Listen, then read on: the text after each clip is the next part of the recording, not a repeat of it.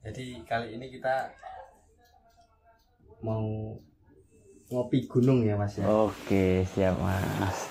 Ngopi dulu.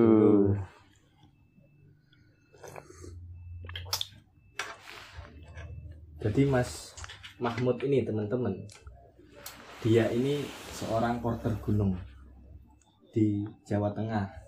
Kalau instansinya ikut APGI ya Mas ya. Ya, saya anggota aktif APGI Jawa Tengah. Nah, berkaitan dengan porter gunung, otomatis kan sering dong kita naik gunung gitu ya Mas ya. Ya, tentunya. Tentu pasti. Kalau Mas Mahmud ini jelas lisensinya kan dia porter gunung APGI. Kalau saya lisensinya abal-abal. Tapi jam terbangnya tinggi juga. Jadi ini Mas, berkaitan dengan gunung. Ya. Gunung apa Mas yang paling berkesan? Kalau gunung yang paling berkesan sejauh ini menurut saya adalah Gunung Rinjani. Gunung Rinjani paling berkesan menurut saya. Kenapa Rinjani Mas? Kenapa Rinjani? Iya. Karena bentang alam di Rinjani itu sangat indah. Ada sabana. Setelah itu Danau Segara Anak, Puncak Dewi Anjani juga yang sangat eksotis. Apalagi kalau turun via jalur toren itu Mas, ada kita melewati tebing-tebing, ada beberapa air terjun, dan ada juga hutan tropisnya. Pokoknya lengkap banget deh. Bentang alamnya di Rinjani itu sangat lengkap, sangat berkesan. Kalau kita melihat dari keindahan, kemudian bentang alamnya yang begitu indah, Jawa Tengah juga banyak Mas, merbabu, ada sabananya yang luar biasa. Kemudian Selamet juga, terjalnya yang ke atas itu pos 9 sampai puncak juga lumayan. Kemudian ada Kerinci yang di Sumatera juga salah satu tertinggi di Indonesia. Iya. Kok masih Rinjani Mas, nggak berubah pikiran? Karena satu lagi perjuangan untuk menuju 3726 mdpl itu sangat membutuhkan perjuangan Mas. Makanya ketika sampai di sana sangat berkesan. Karena sesuatu yang diperjuangkan akan memberikan kesan yang lebih, seperti itu. Dari perjalanannya, persiapan dari persiapan fisik, persiapan finansial, itulah yang membuat Rinjani begitu berkesan. Kapan Mas ke Rinjani? Saya itu ke Rinjani Agustus 2023. Menurut saya best season kalau mau ke Rinjani itu ada di bulan Juli, Agustus, September. Nah, itu adalah best season karena kita akan mendapatkan cuaca yang full cerah. Setelah itu di trek juga akan disuguhkan sabana-sabana yang terbentang luas. Dan ketika di Danau Segara Anak kita akan menjumpai air panas, pemandian Aik Kala. Ketika musim kemarau, air panasnya itu sangat terasa, vibes-nya mantap. Best season. Gini-gini Mas, aku juga walaupun abal-abal gini udah sampai Rinjani. Wih, keren. Rinjani jalur mana itu Mas? Kami jalur Warlock. Waduh, Jangan ditiru teman-teman. sedikit berbeda ini memang ini. Dari pengalamannya sampean itu yang kemudian menyiapkan fisik, Iya. kemudian finansial dan sebagainya, itu diperlukan berapa lama dan berapa banyak uang yang dikeluarkan Mas? Oke, untuk persiapan finansial saya itu kira-kira sudah menabung selama 6 bulan. Setelah itu untuk persiapan fisiknya tuh 3 bulan lah saya tuh rutin kardio, jogging, dan sepedaan. Untuk intensitasnya seminggu 2-3 kali selama 3 bulan untuk persiapan fisik. Karena apa? Karena dibalik keindahan Gunung Rinjani, di situ ada trek yang sangat panjang dan melelahkan. Terutama di trek ini, tanjakan penyesalan kalau yang via Sembalun itu. Setelah itu summit ke Gunung Rinjani juga kan, kita akan menghadapi letter E, trek berpasir. Nah, itu membutuhkan persiapan fisik yang sangat dibutuhkan di situ, Mas. Berapa duit itu, Mas? Kalau untuk rincian biaya ya kisaran sekitar 3 juta lah. Nanti itu sudah termasuk transportasi dari Jawa ke Nusa Tenggara Barat. Setelah itu sesampai di Nusa Tenggara Barat kan kita tidak langsung ke Gunung Rinjani, kita explore dulu tuh ke desa adatnya, sekalian mampir ke sirkuit Mandalika, nyobain kulinernya khas Lombok. Setelah itu kan baru mendaki ya. Setelah mendaki kan kita juga pengenlah refreshing ke tempat yang lain tuh, kayak contohnya ke Gili Trawangan begitu. Jadi kira-kira budget yang disiapkan itu sekitar 3 juta rupiah.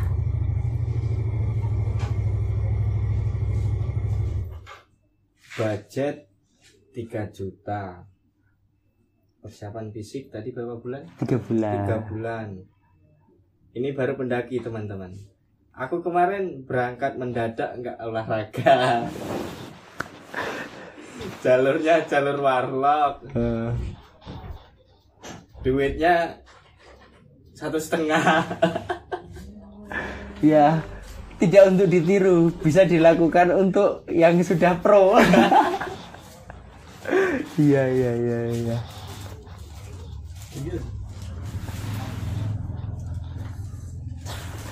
Ngopi dulu.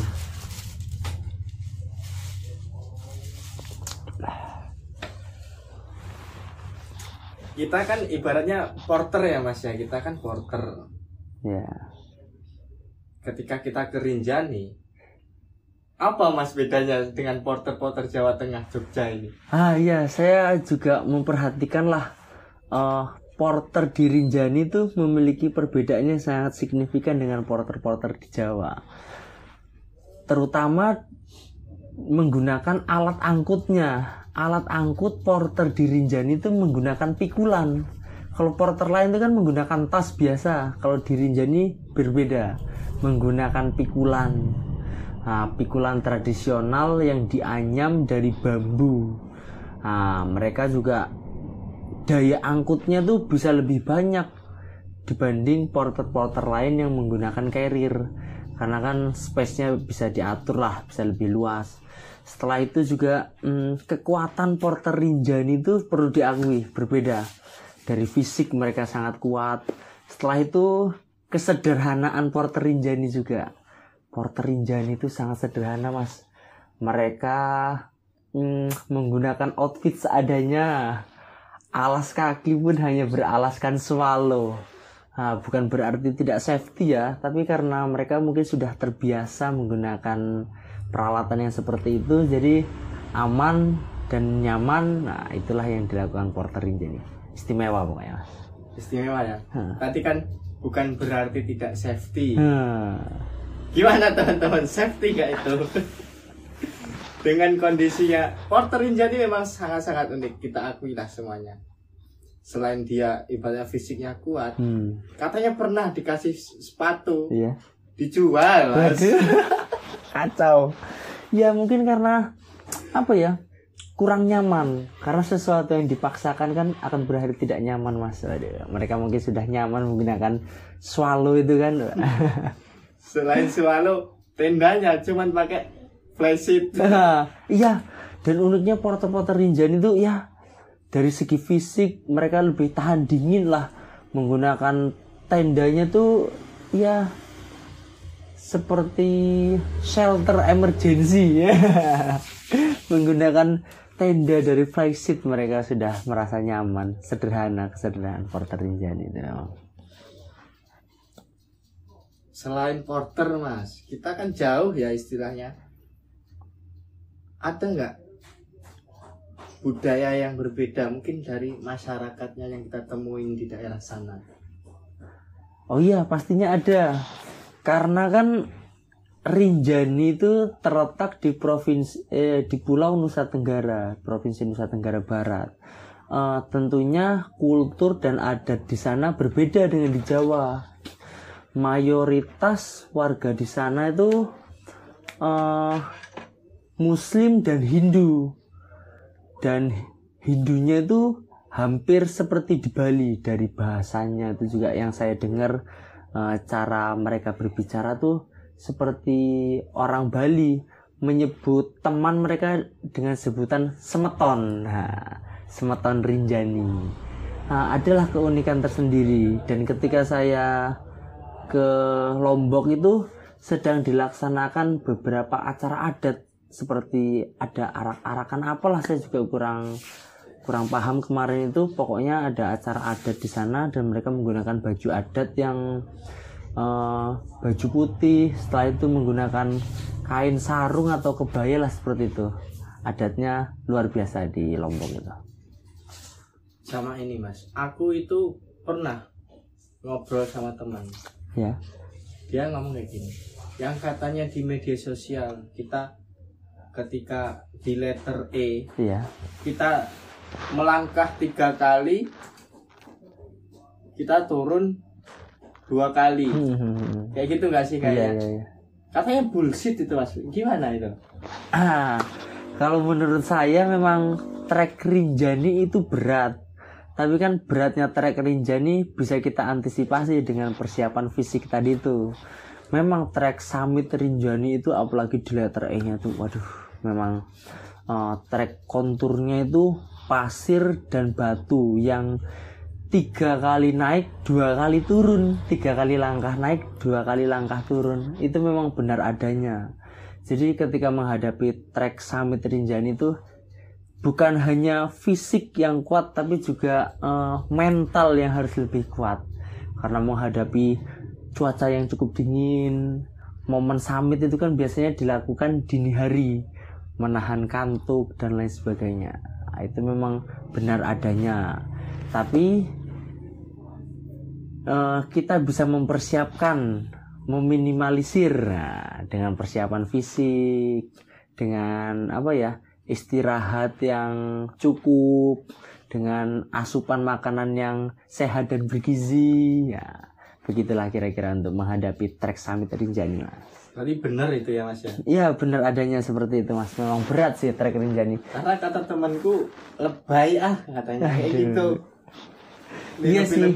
Ya karena kekuatan fisik setiap orang beda-beda. Wah, kalau circle-nya Mas Rido ini kan circle warlock ini, waduh, emang agak beda ini. Jangan ditiru, mati ya. Jangan, tidak untuk ditiru. Persiapan fisik, finansial dan mental, itu sangat penting. Selain tadi sisi keindahannya yang begitu memukau, ya, keindahan. Ada nggak sisi-sisi gelapnya Rinjani? Waduh, sangat disayangkan. Di balik keindahan Rinjani ternyata terdapat sampah yang berserakan di mana-mana. Entah sengaja atau tidak sengaja ditinggalkan oleh pendaki maupun porter. Miris sekali melihatnya, Mas. Sampah di Rinjani itu terutama di Pelawangan, sampah tisu basah, sampah sisa-sisa logistik itu sangat-sangat berserakan. Saya berharap ya kesadaran kita lah sebagai pendaki harus membuang sampah pada tempatnya, terutama membawa turun kembali, karena kita naik membawanya isi aja sanggup, masa turun membawanya kosong nggak sanggup kan, Mas? Nah, itulah salah satu sisi-sisi gelap di balik keindahan Rinjani itu, ada sampah yang berserakan, Mas. Jadi PR di Rinjani itu sampah berarti ya, Mas ya? Salah satu PR terbesarnya adalah masalah sampah, terutama di area Pelawangan dan di area Danau Segara Anak. Itu.